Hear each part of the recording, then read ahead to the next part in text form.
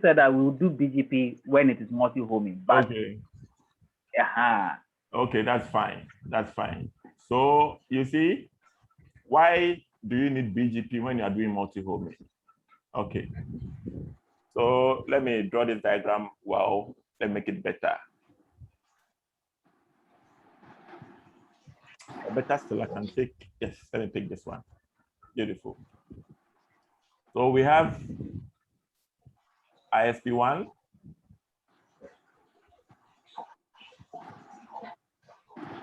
ISP2, and several other ISPs interconnecting to each other. And this is you. You are the user, the customer. And you have services with ISP1 and ISP2. Okay. Now on your network, you have this public address 196.201.64.0/27 to advertise. Okay. So if a user is here connecting to this ISP and they want to reach you, they can go through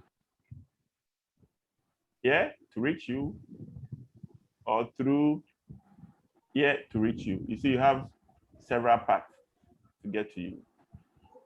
Now, at this point, you will need BGP because BGP will give you the privilege to tune, okay, to tune your path. BGP will give you the privilege to tune your path. That you can decide whether to allow the users to come through this link or to prefer through this link. BGP is the only protocol that is so much sophisticated to allow you to do that. Okay, it has something called attributes, BGP attribute that we'll discuss.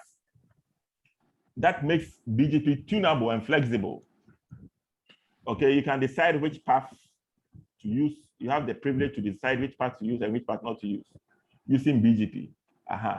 So to answer your question, using BGP will give you that flexibility because if you don't use BGP, then maybe one path will only be preferred, leaving the other link, even though you are paying for it. It may lie idle. I hope you understand. So for now, that is the explanation I can give to you. But as we move on, maybe a better picture will come up. Okay. Oh, it's perfect. It's perfect. I mean, the take home here is that when you are using only one ISP, there will not be any path negotiation, all that kind of stuff. But the moment you introduce, when you start doing homing, that's multi ISPs, there will be that issue of path negotiation. Beautiful. And that is the reason why you need to introduce that border gate protocol that would do that bit for you. Simple. Beautiful. Beautiful. Okay. Please, any other question? Okay. So now let's see how we can establish BGP sessions. Okay. We are supposed to learn the characteristics of BGP and all those readable stuff, but I believe doing those things alongside configuration. I believe doing those things alongside configuration. Oh, please 1 minute. Bingo. Yeah, Charlie. Make sure they meet me from. Right.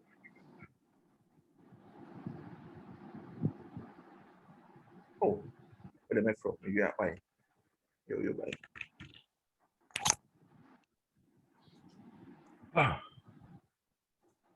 All right. So looking at this diagram again.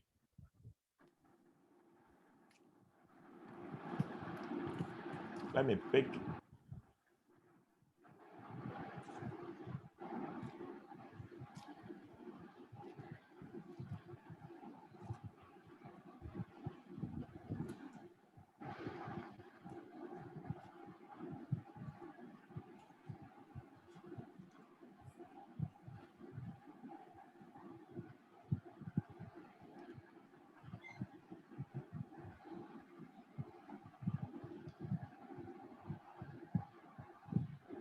That's ISP1 and ISP2. Inside the ISP's network, we have routers.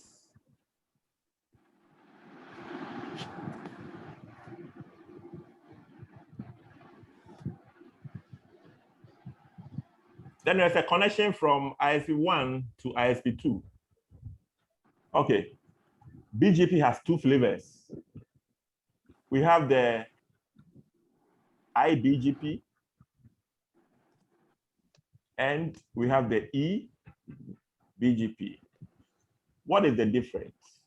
So if you're running BGP in this AS, single AS, let's call this one AS number 12.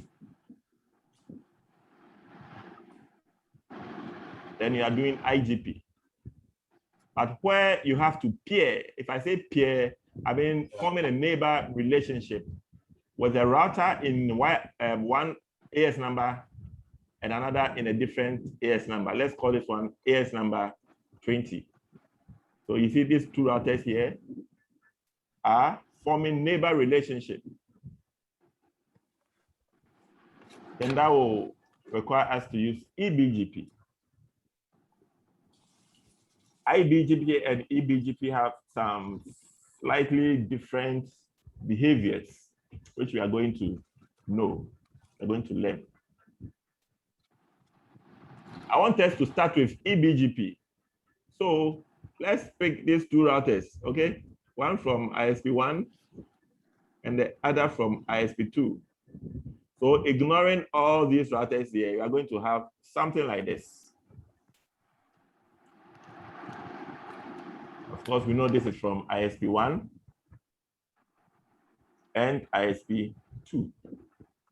Let ISP1 have an AS number of 50 and ISP2 will have an AS number of 100. The link in between them is 10.0.0.4. It's a /30. So we have .5 here and .6 here. How do they form relationship? It's a very interesting thing. You know, BGP is a routing protocol, just like OSPF and eIGRP, ISIS, and all that. But BGP is very effective. It's used on a very big network like the internet. There's a noise from the background. Is it coming from Austin? Okay, Austin, let me mute you, and Richard, let me mute you. Okay, BGP is for very bigger networks. Networks that BGP can handle, OSPF cannot handle. So at this point, we are coming to pair these routers. Let's call this one router A and router B. We are coming to pair them. If I say pair them, we are coming to allow them to form neighbor relationships. You know, with routing protocols, the routers must first become neighbors.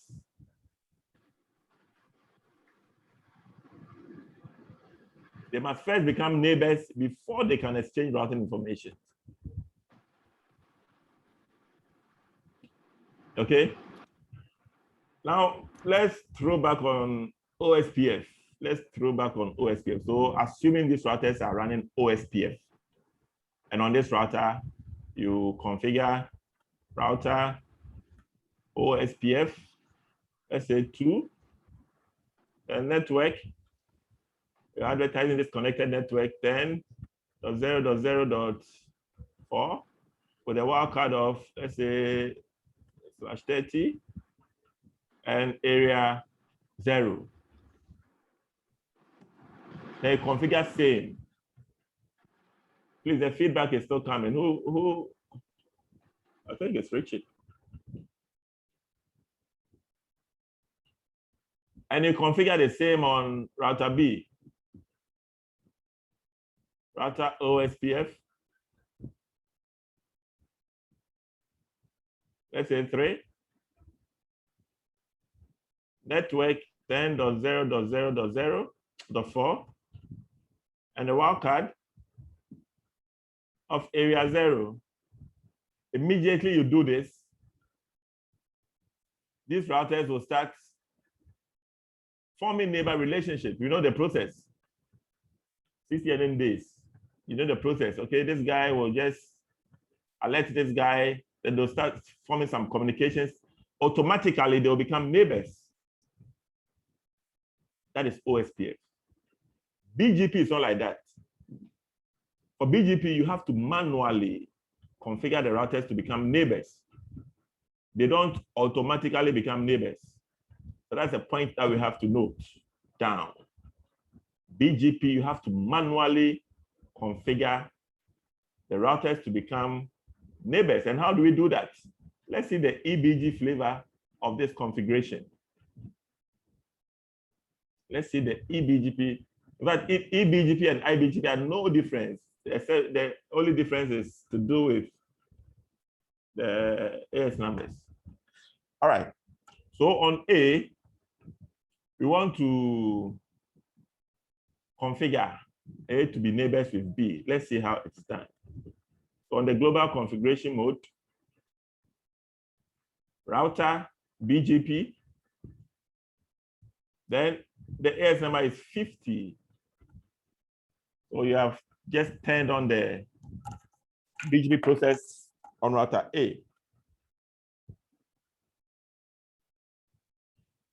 You have two decisions to make. Two decisions. Let me clean this. You can either pair with the interfaces, the bare interfaces of the routers, or you can pair with loopback addresses. Okay, it's a decision that you have to take. What I mean is the IP address here on router B, I can decide to pair with this IP address. The full IP is 10.0.0.6. Or I can pair with a loopback, which is configured on router B. Those who don't know how to configure loopback addresses, it's simple. So interface loopback, let's say 0. IP address, let's say 1.1.1.1. You have just configured and the subnet mask. Normally we use /32, so 255.255.255 and .255.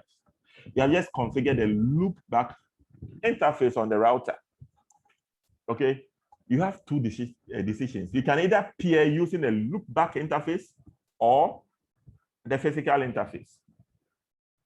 We are going to see the difference between the two. Pairing with the loopback and also pairing with the physical interfaces. But it is advisable, it is always advisable to pair with the loopbacks. We'll also find out why it's advisable to pair with the loopbacks. But we need to know the two so that we will be able to decide and know the advantages they have on each other. So now let's pair with the interface. One thing about, hold on.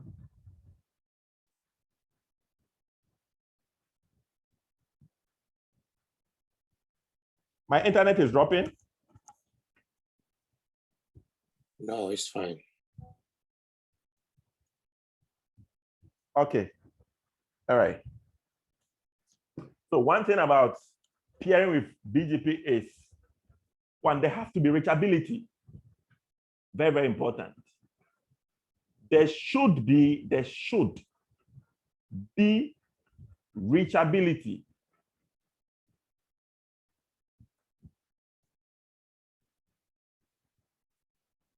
What is the meaning of that? Once on router A, you should be able to ping whichever IP you want to pair with. So supposing we want to pair with this IP, we should be able to ping it. It's very, very key. Otherwise, BGP will not form relationship. Now, if you look at this simple connection, without even configuring any routing protocols on router A and router B, router A can ping this IP address, isn't it? Yes, it can ping the .6. Why? Because it is directly connected. So they should be reachable. And how can they be reachable? One, if they are directly connected.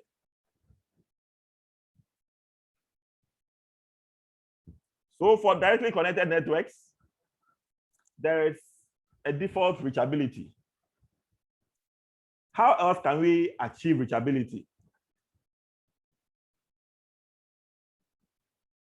If I have, let's say I have these 4 routers here, okay? And they're interconnected like this. I haven't configured in routing protocol. Now I want to pair A and C. Are they directly connected? No.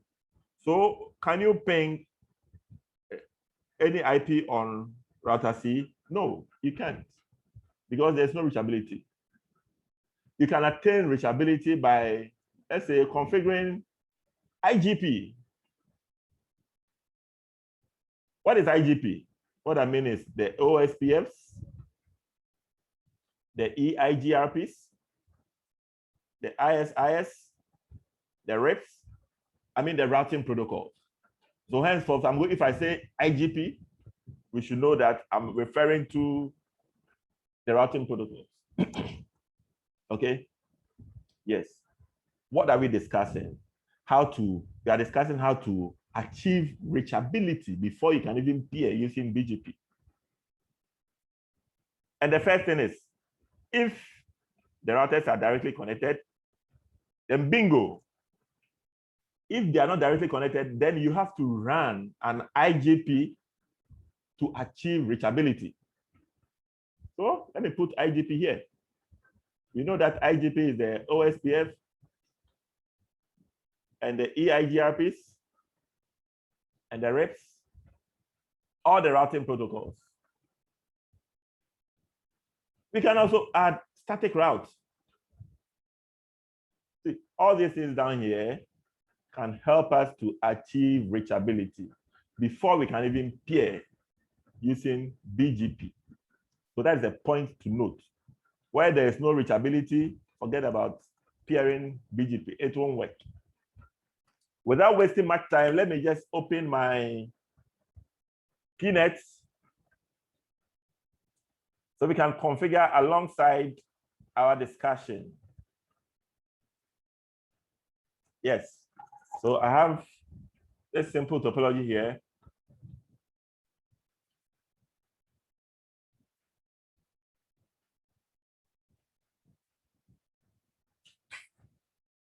Guys, I hope you have all configured you have all installed your simulators, your PNets and GNS3s and eVenges and all that. Oh, Adam, thank you, Adam.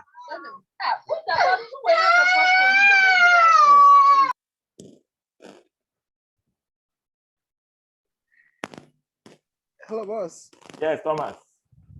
I've not been able to install the PNets, so I might use the GN3. Oh, okay, so you have GNS3? No, sir. I was saying that we could use the Cisco DV. Mm-hmm. Yes, I'll use that. That one, I think you have to be on the internet before. But with PNet, without internet, you can use it. I don't know. You after the class, we'll see how we can fix that. Okay. Yes, sir. Thank you, sir. Okay. So we have this network here. This network belongs to a different ISP with an AS number of 50. And this also belongs to a different ISP with an AS number of 100. Now these routers are the edge routers, and they are interconnecting each other. We want to see how we can allow these routers here to form neighbor relationships. In other words, we want to peer them. So let me open router 1.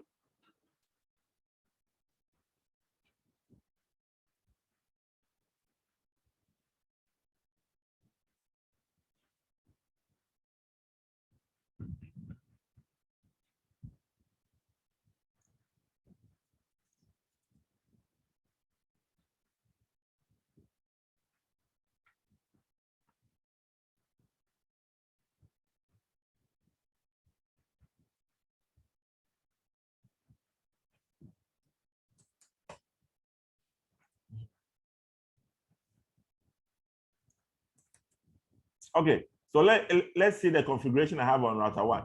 Nothing much. I just configured IP addresses on the router 1. So show IP interface brief. And that is the only configuration I have on router 1. I configured it with an IP address of 10.10.10.1. Let me see. Okay. I configured some loopback addresses also. Okay, with a simple command: interface loopback 0 and IP. Let's show run. Okay, for us to see everything that is there. So show run.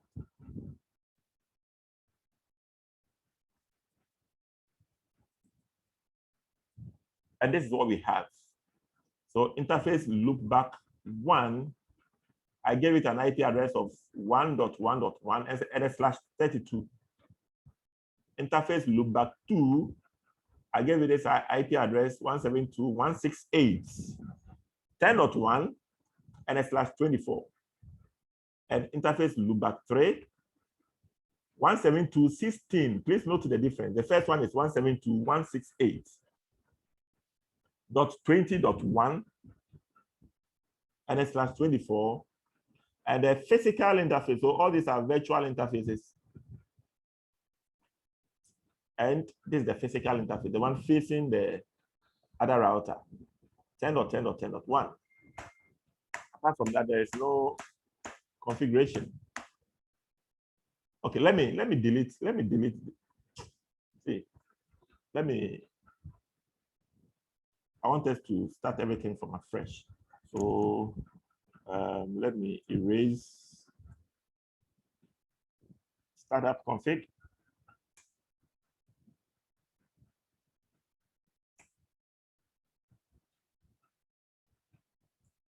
And reload.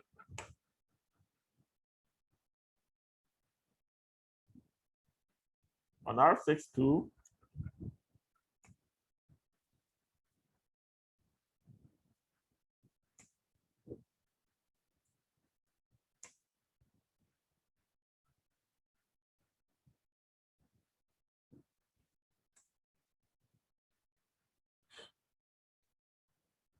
I want us to start from afresh.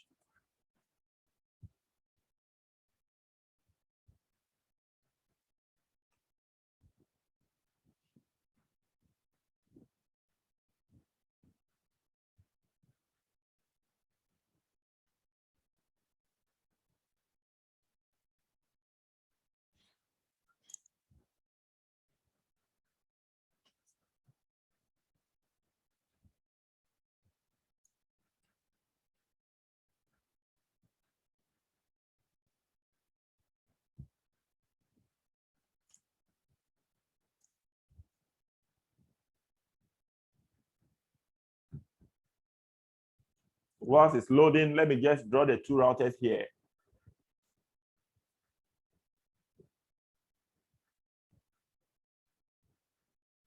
This is in AS50 and AS100. And the network is 10.0.0.4/30. This will be .5 and .6. Then on this router, I've configured these loopbacks. Loopback 0. And I'm going to assign 6.6.6.6/32. Loopback 1, 192.168. 10.1/32. Loopback 2, 192.168. 20.1/32. Let's add a third loopback, 192.168. 30.1/32. Okay, why the loopback? So you can use loopback to represent remote networks. Okay, we use loopbacks for several purposes. So as we move on, At this point, we will use some of these loopbacks to represent networks that we have received from other AS numbers. Okay, and we also use some loopbacks to do our peering. So for this router here, loopback 0 is router 1. So let's give it 1.1.1.1/32 and loopback 1, 172.16. What's the question, please? Okay, Thomas. Are we saying that the lookback are used for peering?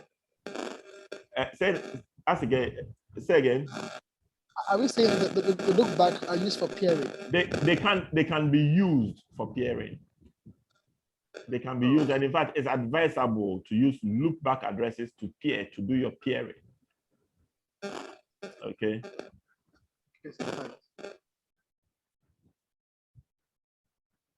172.16.30.1/32.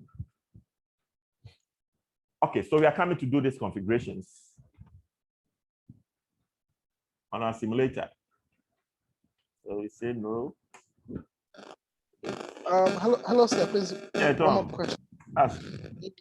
I can see you have lookback 1, 2, 3, and 4. What's the limited numbers you could have? Oh, you can configure a lot of loopbacks. I don't really know. Depending. Yes, but depending on what you want. Yes, you can configure a lot of loopbacks. A lot. If you are doing the configuration, I'll see whether the router will give us a hint on as to how many loopbacks we can configure, but I don't know an answer to that question. Okay. All right. So let's go on the first router, R1. Oh, this is taking too long time. Okay, so we are on R1 now. Enable, let's assign some host name. So R1 and interface E00, no shut, IP address 10.0.0. Oh, so soon? We have 10 minutes to go. 10.0.0. Let me just change this one.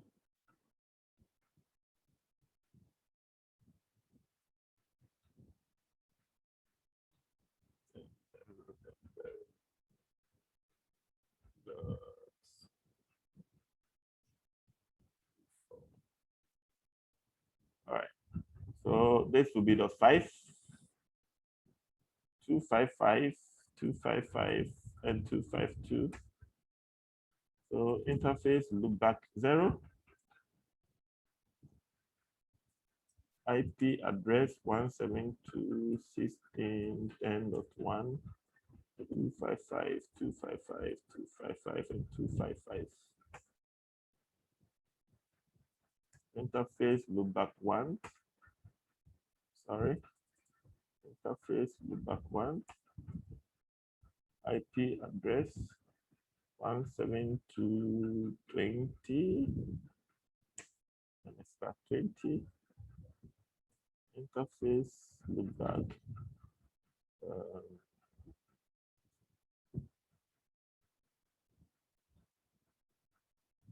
Oh, that's supposed to be interface loopback 2. Interface loopback 3. This will be, I'm only editing, okay, because of time. Show IP interface brief. Senat. Yes, sir. I made a mistake Please, here. Yes, let me hear you. okay. Please, a question. Okay. Please, it's about the simulators. I want to take you back small. Please, which one is advisable, comfortable, and a bit easier to use? Because it seems sometimes when we want to solve problems, home or something, like we used to have. Okay, so you're asking which one is simpler and easier to use? Yes, Okay, sir. me, I prefer, in fact, I've enjoyed using Peanut. Okay, I've enjoyed using Peanut. And I used Oh, to use, I was using the other one, what's the name? eBGP, but the one the version I was using, you need internet access. So I didn't really enjoy that one. So and is it easier to get the one you are using, right? The Peanut? consult a call. Okay, just communicate with a call. Okay, A call direct you. Me, I'm not good at this installation stuff and all that. If you ask me to help you, I can. Because the one who has been helping me. Okay. Okay. All right. Thank you. So I think there was a little mistake here. Interface loopback 1.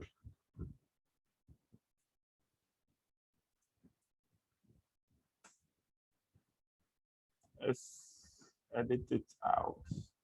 That will be 10.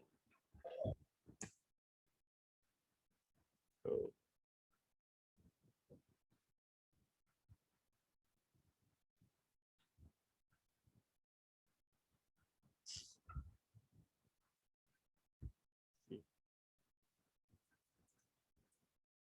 interface loopback 0. Let's use 1.1.1.1 and 255. So interface loopback 1.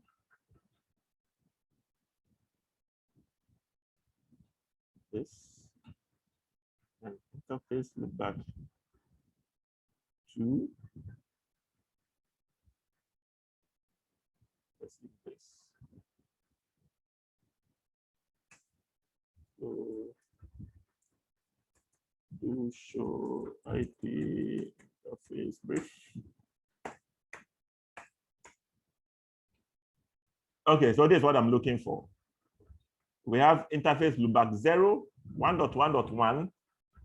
Loopback 1 is the 10, loopback 2, 20, and 3, the 30. So let's come to router 6.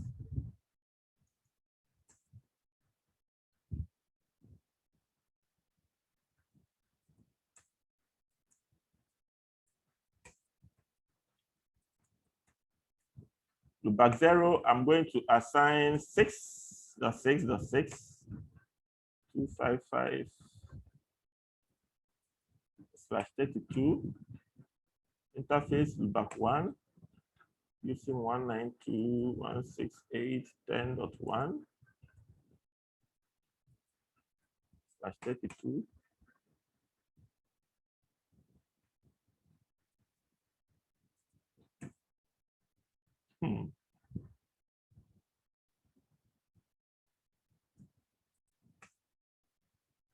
Interface loopback 2.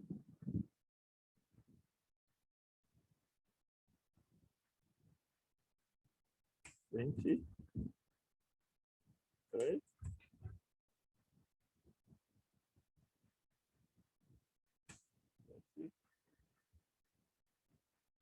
And save. So let's see, do show IP interface brief.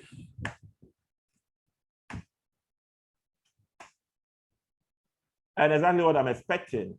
But I need to assign IP to the physical interface. So interface E00, and the IP is 10.0.0.6.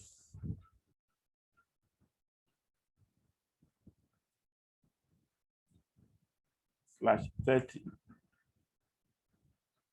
So let me see whether I have reachability to the router 1 by simply pinging.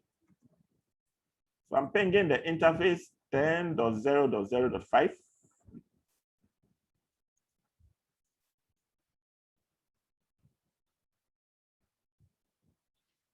No reachability.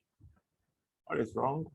Show IP interface brief. Okay, so E1 E00 is on shutdown. So interface E0/0, interface E00, Config mode. conf T, Yep. interface E00, no shut.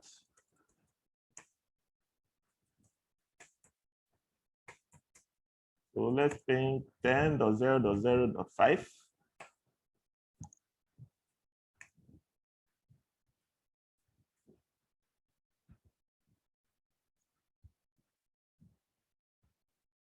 Okay, so now we have reachability.